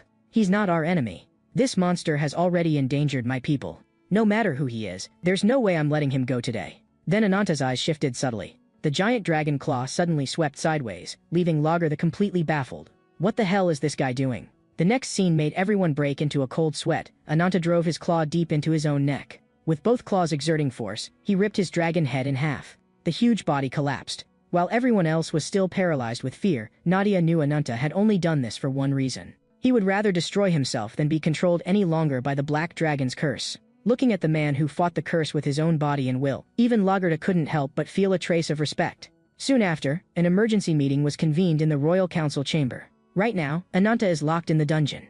Nadia remains ready under royal guard. You all know why I called this meeting. This concerns our future with these two avatars. How long can you keep such a dangerous, unstable guy locked up? Better to finish him now. Lupa, your way of doing things is really too crude. I actually find his power very interesting. If we could turn him into an ally, that would be best. Before Tarkhan could speak, Lupa had already snapped, shut it, into Owl's face. Bernhard, did you already know about his powers before bringing him here? Yes, and I saw them with my own eyes. The hatred between him and the winged avatar is beyond doubt. Are you kidding me? You brought that kind of monster into the city without even a warning. I knew his arrival would stir up unrest in the kingdom. But even if some people object, I still think this is a necessary step. His power is far beyond what we saw today. If we can help him control it, he'll become a weapon powerful enough to surpass all of us. Lagertha agreed after hearing him. That made Lupa completely lose it, and he rounded on Owl. Didn't you already fight that guy? With your skills you still couldn't take him. As the first one to get involved in this, it may sound strange for me to judge him. But he really does have the immense potential Bernhard mentioned. If your majesty hadn't intervened, there's no way both sides would have come away unscathed. And his powers go beyond what we just saw. Owl's words left Lupa utterly dumbfounded. Lagertha made a swift decision and called out loudly, "Come in, rabbit envoy."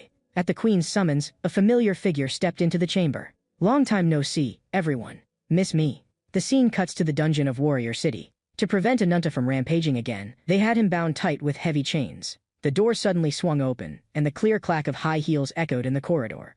"I thought you might be a little shy when you saw me. Seems I was overthinking it." "Yes, that look. Every time you stare at me like that, I can't help getting so excited my heart goes thump thump thump." Time goes back to not long before. In the royal council chamber of Warrior City, Whitefoot's arrival made everyone freeze for a moment. "You little rascal, how did you even get in here?" However, Owl's attention fell instead on the girl at her side. Her name was Raclette, the demi-human girl who had been looking after Ananta earlier. "You little troublemaker, you made me look for you for so long. Come on, tell me, how did you end up coming in here together with Whitefoot?" Raclette answered very seriously, "Big Sister Whitefoot has a golden pocket watch. After it started glowing, we suddenly appeared here." When Bernhard sternly questioned Whitefoot about her purpose, Lagertha spoke up in her defense. "Not long ago, Whitefoot already came to Warrior City. Her goal this time is to form an alliance with us, and provide power sufficient to oppose the winged avatar. At first I thought she was crazy, but now it seems many things are unfolding exactly as she said they would. I'm very interested in your proposal. Name your terms." Whitefoot immediately clapped and smiled.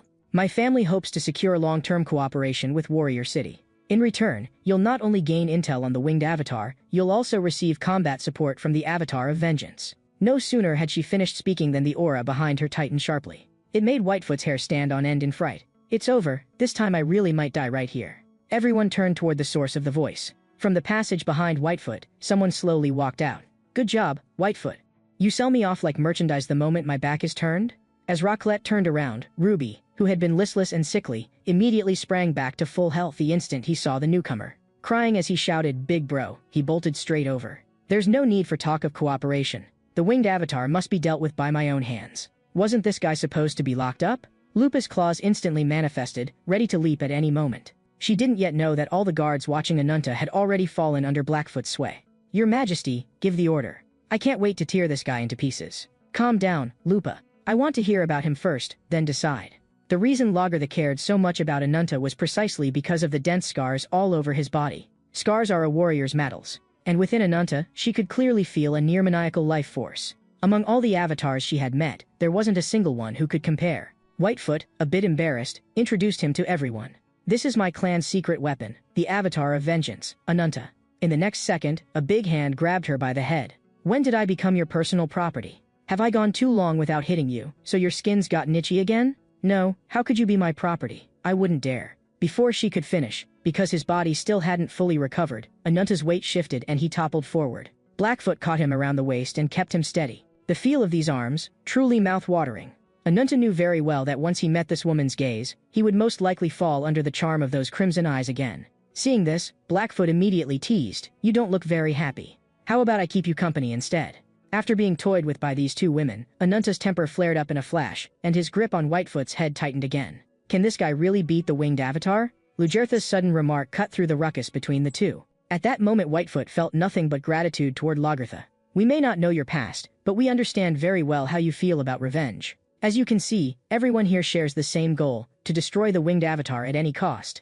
It's hatred of the winged avatar that has brought us all together. That includes Owl, who was butting heads with you earlier. He once belonged to a clan that followed the winged avatar, but their entire tribe was slaughtered by him over a single treasure. Ever since, he swore he would surely take his revenge on Wings. So it's very clear to me, deep in your heart, you harbor practically endless killing intent toward the winged avatar. Can you tell me your name? My name is Lagertha. I am the king of this warrior city. Only then did Ananta let go of Whitefoot's head. Since you want to know whether I can take care of the winged avatar, I'll tell you about my power. The Black Dragon's curse has the ability to devour. The more undead beasts I eat, the stronger I become. If any idiot among you dares hold me back, I don't mind having an extra course and taking his power as well. Lupa exploded on the spot. You heard that, Your Majesty? This brat is way too cocky. Lagertha, however, was quite pleased, merely raising a hand to motion Lupa to sit. That bone-deep arrogance and madness of Anantas actually made him all the more attractive to Lagertha. As expected of the man in this king has set her sights on. In the name of the Queen of Warrior City, I promise you this. From this day forth, Warrior City formally enters into alliance with you. Skald, Mayor, hear my order. You two, go bring Nadia here. At once, Your Majesty, we depart now. Meanwhile, in the depths of a certain temple, a man slowly approached. He was one of the elite warriors under the winged avatar, named Bahiran. Not only did he control spatial teleportation, the destructive force within his fists was unparalleled. Avatars on his level, including Ziz, numbered 4 others in the temple. One can easily imagine what kind of sparks will fly when they clash with the avatars of Warrior City in the future. Ziz's former body was the undead bone bird taken away by Balzac. Now reborn, he had awakened the power of thunder as well. And at this moment, the super boss Gyuyo was preparing to do something utterly outrageous, create life. And not just ordinary people, but avatars with special powers. As Bahiran brought his fists together, a massive spatial portal immediately quaked open behind him. They stepped through slowly, and from the other side came a cacophony of frenzied roars. Beneath Gyuyo and the others, countless undead beasts gazed upward at the gods above them. Looking down at the undead beasts at his feet, Gyuyo spoke slowly. Remember this. The gods have abandoned you. You have lost all dignity, fallen completely into the hands of the evil god. You will never again return to your original form. You have become beings who are ignored. But what wrong have you done? You are the victims. Is this the ending you desire? Will you accept such a fate? I am the bridge that links the mortal world and the divine realm. If in your hearts you bear thoughts of blaspheming the gods, you can cast off these loathsome, base bodies. Now, show me your worth. The last one among you still standing will receive the grace of the wings. The moment he finished, the fighting spirit of the undead beast surged sky-high. A 4-armed giant ape swung a charged punch, blasting the beast beside it into shreds on the spot. The other beasts also threw themselves into a bloody melee. Seeing this, Gyuyo gave a satisfied smile. Roars and wails filled the entire valley as every beast tried to prove itself before the god. The scene shifts back to Warrior City. Escorted by 2 guards, Nadia arrived at the royal council chamber. Lagertha welcomed her warmly, but Nadia's gaze went straight to Ananta. Her expression said she was utterly speechless. Ananta was holding a loli by the left hand, while a vixen clung to his arm. But she quickly noticed something off about him. Is your body not fully recovered because of the curse? Or is there some other reason? Nadia, relax, Lagertha said. The guards have already withdrawn their watch on you. I've just finished discussing an alliance with Ananta as well. From now on, you and Ananta are officially members of our nation's alliance. Hold on, I never agreed to ally with you yet. Bernhardt hurried to explain. Even if it's only a temporary alliance, we still have to be united when it comes to dealing with the winged avatar. To stand against the winged avatar, we need your power. When he spoke of Nadia, his expression became especially grave, because the story he was about to tell would be extremely cruel to her. Nadia, however, replied calmly, from the moment I stepped into Warrior City, I was already prepared. I don't want to keep muddling through life like this. After thinking for a moment, Lagertha slowly uttered 3 syllables. Mistleton. That is the name of the branch of the otherworld tree inside you. Bernhard mentioned in his report. You saw an undead beast turn into an avatar in the White Lotus Temple, didn't you? At those words, Nadia immediately thought of that twisted smiling face. Mistleton is a gift the winged avatar bestowed upon undead beasts. It contains an immense amount of energy, enough to forcibly twist a hideous beast into a humanoid form. The undead beast's power will complete an evolution in the process. Nadia was stunned. You mean?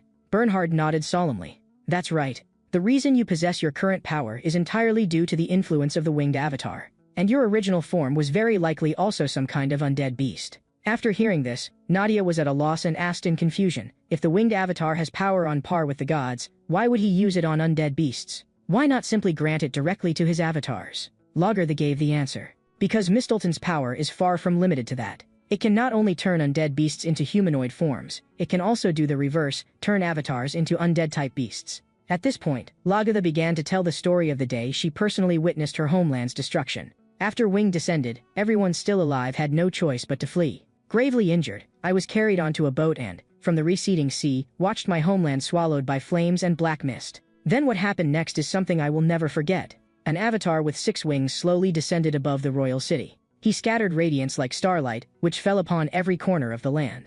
The earth began to shake violently, and then a massive black shadow burst up from within the castle, tearing the entire city apart. In that moment, the undead beast's roar was deafening. You could hear it clearly even from leagues away. That undead unicorn was the Valkyrie's avatar and the guardian of the royal family for generations. At this point in the story, Ananta raised a new question. So by your logic, this woman is either under Guyo or an undead beast. But no matter how you look at her, she's way too weak. And that's exactly why she's special, Bernhard cut in. We suspect Nadia is one of Guyo's long-sought targets. She might be the one, closest to the otherworld horizon. Ananta felt his head spinning. What kind of nonsense is that supposed to be? Lagertha gave a brief explanation. It's a myth passed down through generations of our royal line. The so-called otherworld horizon is the very first spatial rift torn open in the world when the otherworld tree was born. The winged avatar's ultimate goal is to invade the gods' otherworld through that horizon. Yiyo keeps creating avatars because he wants to cultivate them into saplings of the otherworld tree. However, Mistleton's internal energy is far too massive, and ordinary beasts simply can't withstand it. In the brutally painful process of evolution, only a tiny fraction survive and manage to control that power. As for those beasts who cannot endure it, there's only one outcome. Gathering her thoughts, Lagertha continued to address everyone. What happens next is the key point of this meeting. I need the two of you to help investigate more intel regarding Mistleton.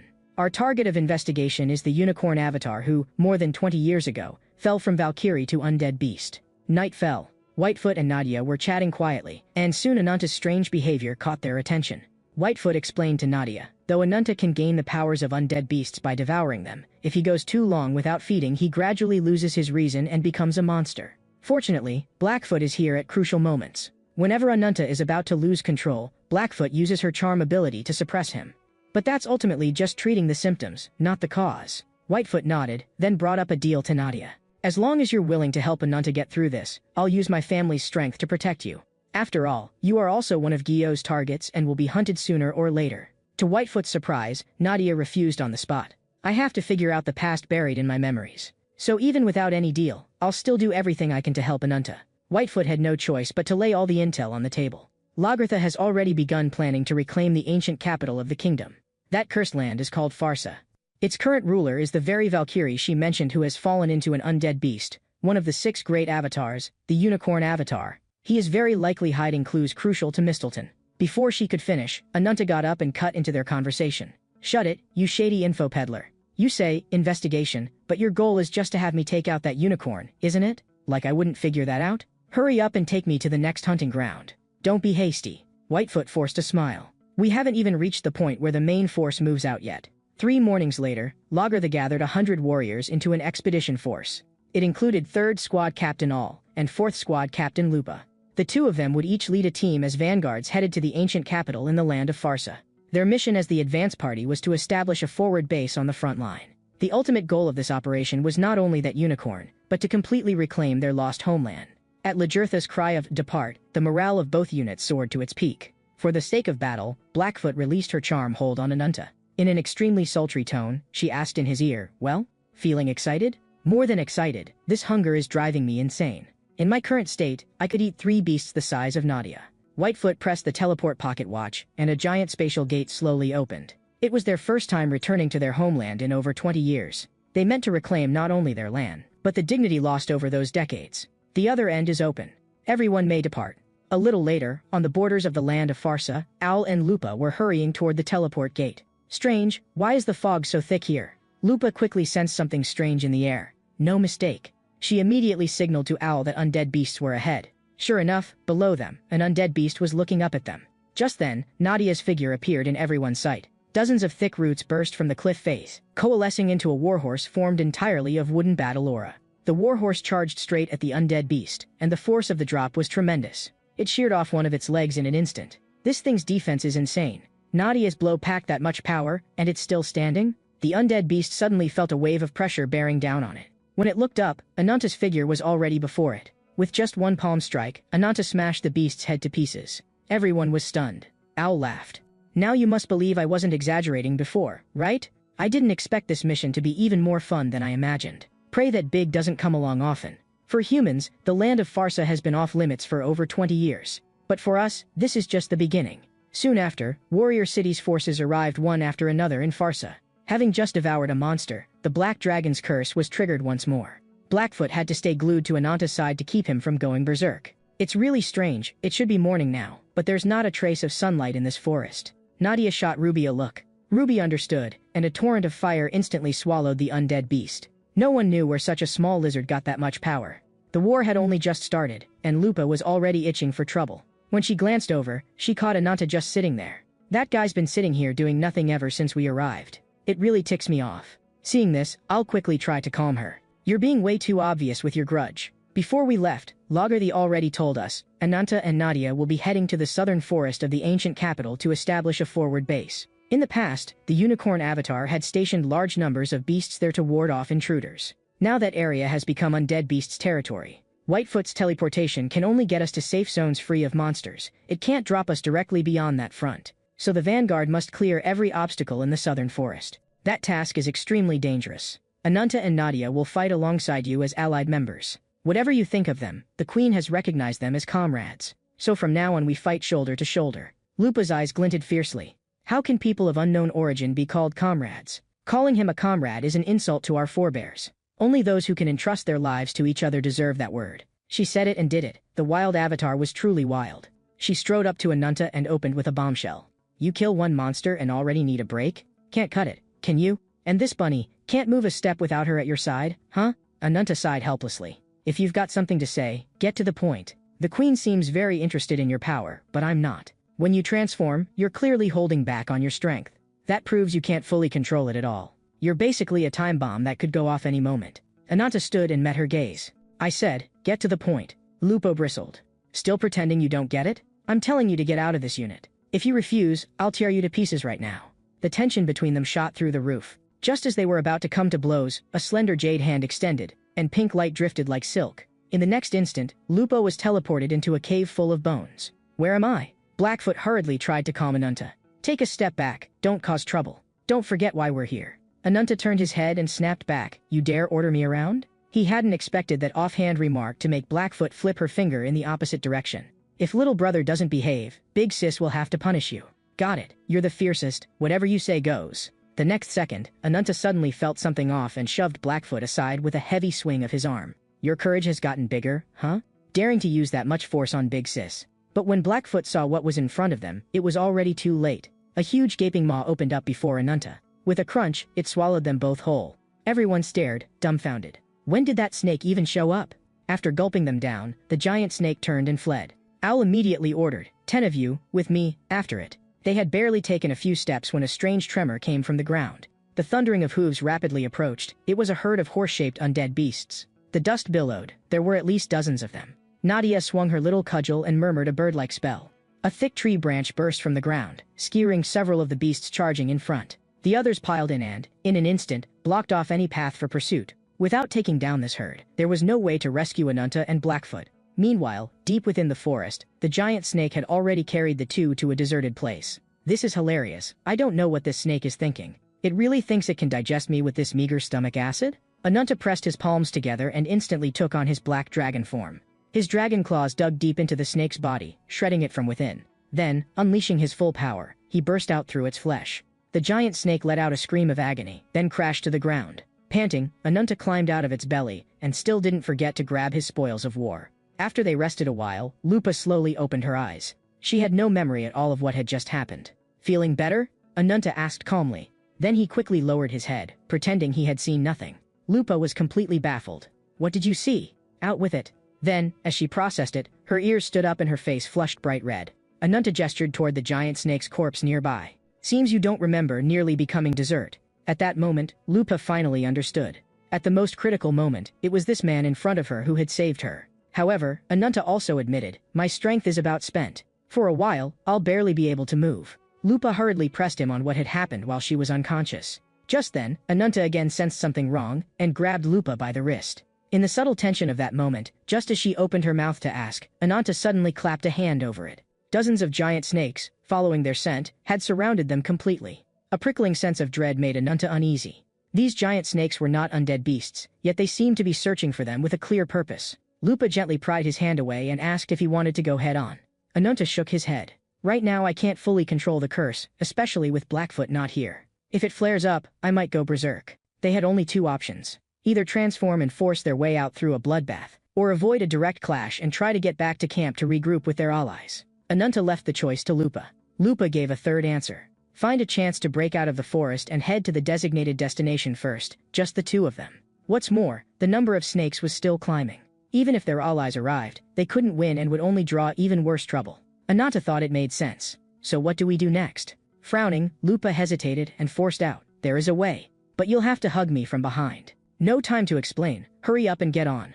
Sensing the shift in the air currents, the giant snakes surged toward them. Before they could react, a shadow streaked past. But there were just too many of them, and one ended up in front. The snake had barely opened its jaws when the dark blur flashed by and shredded its upper body. How many of you always thought she was a cat?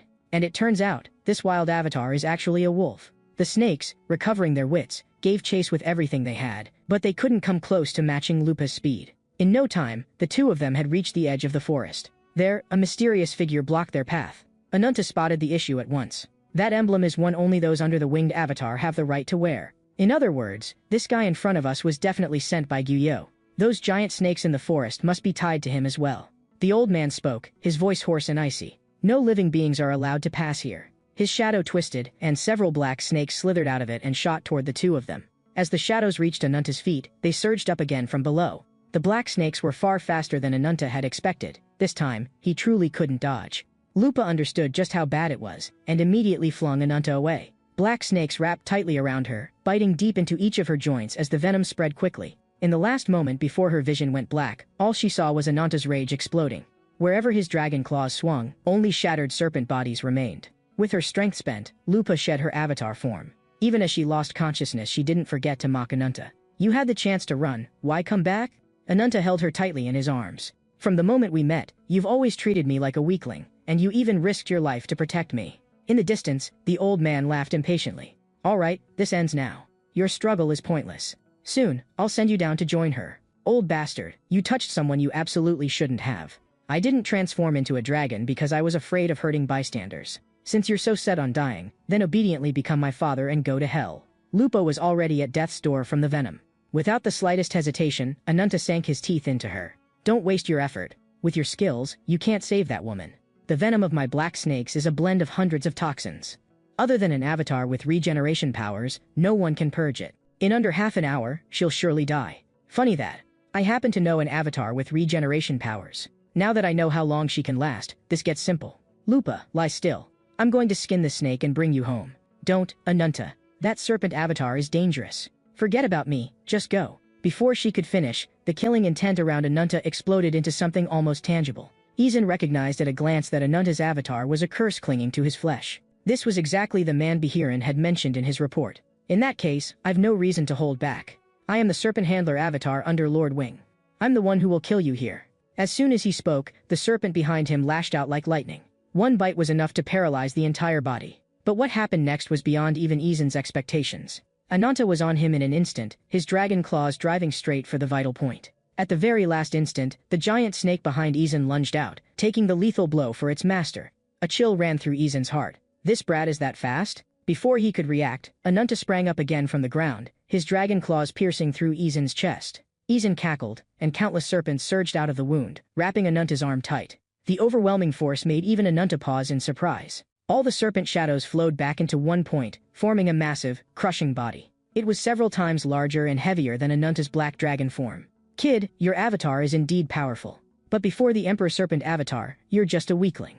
Where's that bravado about skinning me? Run out already? In truth, it wasn't that Ananta couldn't go into his third stage, but that if he did, the curse would completely slip out of control. When that happened, its devouring force might even swallow Lupa as well. In her current state, never mind escaping the black dragon's maw, even standing would be a miracle. To protect this woman who had thrown herself in harm's way for him, Ananta chose the hardest path. He took on all the damage with his bare flesh and looked for a chance for a killing blow in the gaps between attacks. Looking at his back, Lupa seemed to recall something Lagartha had once said. Comrades can entrust their lives to one another. Even if you've only just arrived in Warrior City, I'm willing to lay down my life for you. Reality snapped back. Lupa transformed again into her wild avatar form. This time was different. Her entire body was covered in crimson markings, burning her own life for a short burst of immense power. Just as Izan's fully powered punch was about to land, Lupa moved. He didn't even feel pain yet before he realized his arm had vanished. Lupa's form became a streak of crimson lightning in the night. No matter how he searched, Izan couldn't track her movements. Just as he was about to finally lock onto her, that crimson light hit again. 8 streams of light ricocheted back and forth inside the Emperor Serpent's body, shattering everything they touched. On the outside, it looked like the Emperor Serpent had only paused, but in truth the streaks inside were still crossing wildly. With a single horrific scream, Izan's meridians and muscles were all severed. In that brief exchange, Ananta was left utterly speechless. Having spent all her power, Lupa looked back at Ananta. I'm sorry, Ananta. I probably won't make it back. You have to live. As soon as she finished, her body collapsed, and the crimson marks faded away. Seeing this, Ananta's rage completely smashed through his reason. His third-stage black dragon form erupted into a frenzy. A terrifying blood-red killing aura swept the field. The once arrogant Emperor Serpent was now nothing more than prey to be ripped apart bite by bite. With a massive chomp, the Emperor Serpent was shredded. Inside his stomach, the serpent was set upon by the beasts within, gnawing madly. Each devouring meant a new ally joined the pack. As the wings of a bird-shaped demon pierced the Emperor Serpent's body, the Mistleton inside him cracked as well. With his last breath, Izan screamed out, Quetzalcoatl. Moments later, on the silent battlefield, a new figure appeared. It was Quetzalcoatl, the form of the Emperor Serpent's tail. Within Izan, the two of them were twin-born avatars. As long as one avatar remained within, his body could be reshaped. At that moment, after devouring Mistleton, Ananta's body began to change. His third-stage black dragon form slowly faded. His consciousness returned, and he realized Quetzalcoatl was nowhere to be seen. At the same time, a strange, unfamiliar sensation arose within him. His second-stage dragon form now brimmed with power that felt on the verge of overflowing, and even his senses had become drastically sharper. He quickly realized this was the result of devouring Mistleton. It was like having an eternal flame inside him, endlessly feeding him energy. The surging strength left Ananta torn between pain and exhilaration, still nowhere near enough. Through Mistleton's resonance, he sensed some kind of disturbance deep in the sky. Up there was an avatar with the same aura as the Emperor Serpent, also harboring the other half of Mistleton. Ananta instantly realized it was Izan's not yet fully destroyed remains. As his wings spread, the black dragon's mind echoed with a single thought. Kill him, take the Mistleton inside him.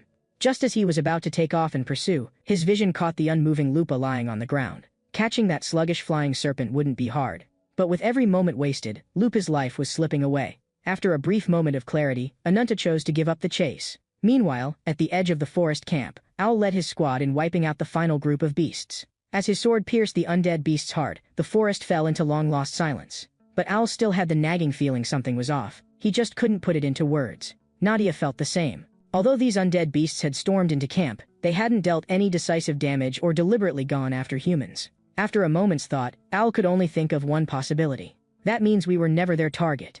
It's more like they saw something even more terrifying, and fled in mass from deep within the forest. Blackfoot's sudden appearance cut their discussion short. Now's not the time for analysis. What matters most is finding Ananta and Lupa. Without my control, there's a high chance Ananta will go berserk. As she spoke, the guards on watch heard a strange rumbling from the sky. Half an hour after she blacked out, Lupa slowly opened her eyes. If she hadn't heard people talking around her, she would have thought she was already dead. Nadia was shocked to see her awake. By her estimation, with Lupa's injuries she shouldn't have been conscious for days. Lupa's first question was about Ananta's whereabouts. When she tried to get up, Nadia pressed her down at once. Your wounds have only just been bandaged. Any later and the venom would have reached your heart. At that point, even with my magic, I might not have been able to save you. Thankfully, Ananta carried you back without stopping. Finding out that Ananta had carried her back made Lupa's face redden instantly, and she hurried to ask whether that idiot had been hurt. Out of nowhere, Ananta cut in from not far away. So you can skip the thanks, but you're still calling me an idiot behind my back? To think I gave up a big meal just so your little life wouldn't end there. Are you alright? I just saw you take hundreds of punches with my own eyes. With your condition, you've got a lot of nerve worrying about me. Ananta shot her a look. Next time keep a cooler head and don't charge in at the drop of a hat. I don't intend to spend my life in debt for saving you. With that, he turned and left, leaving Lupa and Nadia staring at each other. This man really doesn't know how to say a kind word. Even so, whenever Lupa saw Ananta, that nameless restless feeling surged up inside her again. Owl, on the other hand, reassured everyone they didn't need to worry. Lupa's wild avatar already has strong regeneration. After thanking Ananta again, he took the chance to ask what had happened to him in the forest. His name is Izan, an avatar who can summon black snakes from shadows. He was sent by Guyo. Judging from his emblem and the mistletoe in him, it's a sure thing. The way his black snakes attacked clearly targeted our key combatants. That means he already has plenty of intel on us. Will he come for another ambush later? With the injuries he's got now, he shouldn't show up again soon. But I devoured his avatar and took half a mistletoe. Because of that, I can clearly sense he's already taken root inside me. Blackfoot mused, so the curse in Ananta's body has stabilized. I didn't expect that thing's power could be used like this. If Ananta manages to seize the other half of Mistelton, the results might be even more unexpected. Hey, talk all you like, but stop leaning on me. Ananta frowned. I'll explain to everyone. This serpent handler avatar named Izan holds the 6th seat of the Holy See. Those seats are all personally chosen by Guyo. Their duty is to serve as the winged avatar's guardians. Only 10 beings are qualified to receive Mistelton. Among all undead beasts, they hold the highest rank. And the top 5 seats possess the greatest power and are also the teachers of the lower 5. So Izan's appearance means one thing. One of the top 5 guardians under Guyo will also appear on this battlefield. Among those 5 is an exceptionally terrifying being. A single move from him can be enough to trigger natural disasters. The scene shifts again to the skies above the old royal castle of the ancient capital. Right now Izan was shaking all over like a terrified chicken. What terrified him was not Ananta, who had just fought him, but the tall, burly man in front of him. Who did this to you? You'd better be honest before I get angry. He's the one Behiran mentioned in his report. One of my twin serpents has already been half taken by him. Answer me, what is your mission? You ordered me to blockade the road to Farsa and eliminate all who might hinder you. My lord, I never once forgot your commands. It's just that this guy's powers are so bizarre. The man before Izan was the Holy See's 2nd seat, the avatar of government. Beneath his cold exterior lay a fearsome name, Gayan. Cut the crap. Lead the way. I'm going to crush this guy with my own hands.